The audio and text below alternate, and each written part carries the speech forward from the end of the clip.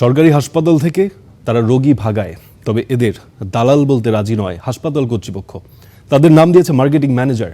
মাসে নির্দিষ্ট বেতন ছাড়াও দেওয়া হয় রোগী প্রতি কমিশনও। এই অবস্থায় শুধু দালাল নয়, নিয়োগদাতাদের ধরতেও অভিযানের পরিকল্পনা করছে আইন শৃঙ্খলা বাহিনী। সাব্বির আহমেদের প্রতিবেদনে বিস্তারিত। এদেরকে বকশিস দেওয়া লাগবে, এই করা লাগবে, সে করা লাগবে, এইগুলি একবারে নাজাল হয়ে আছে প্রচন্ড।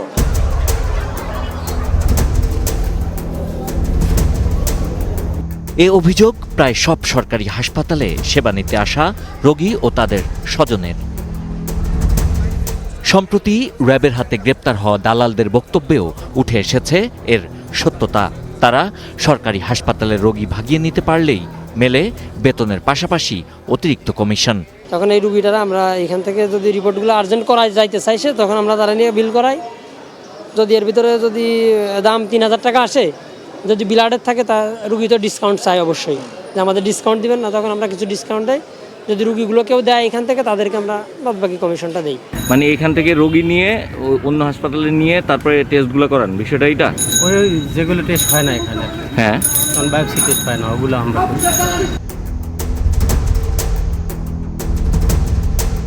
এ বক্তব্যের সূত্র ধরেই স্টার নিউজ যায় মহাখালীর রাফা মেডিকেল অ্যান্ড সার্ভিসেস সেন্টারে। সেখানকার কয়েকজন রোগীও জানালেন তারা নিজে থেকে এখানে আসেননি। পাশের রুমের একজনের সমস্যা হয়েছিল, উনি পরে এখানে চিকিৎসা করানোর পর সমাধান হয়েছে, পরে কথাবার্তা বলে নিয়ে আসছে। দালাল নিয়োগের কথা স্বীকার করছেন হাসপাতালের দায়িত্বরতরাও, তবে তারা তাদের নাম দিয়েছেন মার্কেটিং ম্যানেজার। মার্কেটিং ম্যানেজার নিয়োগ করেন। রুগী নিয়ে আসবে বলতে এখানে তো অনেক হাসপাতাল আছে আর অনেক লোক আছে, তারা প্রত্যেক জায়গা থেকে মার্কেটিং রাখা আছে।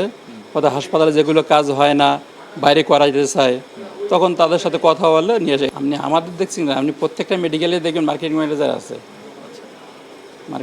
মার্কেটিং ছাড়া তো মেডিকেল চলে না। পরের গন্তব্য গাজী মেডিকেল সেন্টারে।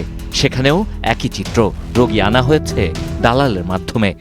গাজীপুর আসলে গাজীপুরতে সরাসরি পাঠাই দিছে, করায়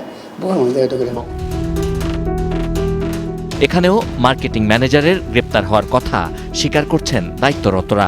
ওনারা কাজ যেগুলো ওই হসপিটালে না হয় কাজ, সেগুলো তো এখানে নিয়ে এসে কাজ করে, এগুলো এইভাবে যতদূর জানি এইটাই আমাদের হলো। উনি একা আছে বক্ষবিতে, আরও দু একজন আছে, তারা এখন আপাতত আর নাই।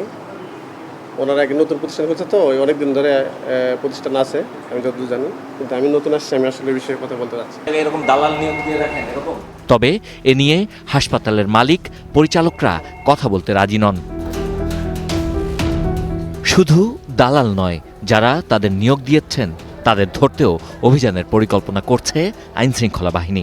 ওগুলো আমি তদন্ত করবো, যেহেতু তারা আজকে বলেছে, যেহেতু আমাদের সামনে এই মুহূর্তে প্রমাণ নেই, আমি তদন্ত করে দেখবো, যদি সেরকম আমরা কিছু পাই আমরা অবশ্যই ব্যবস্থা নেব।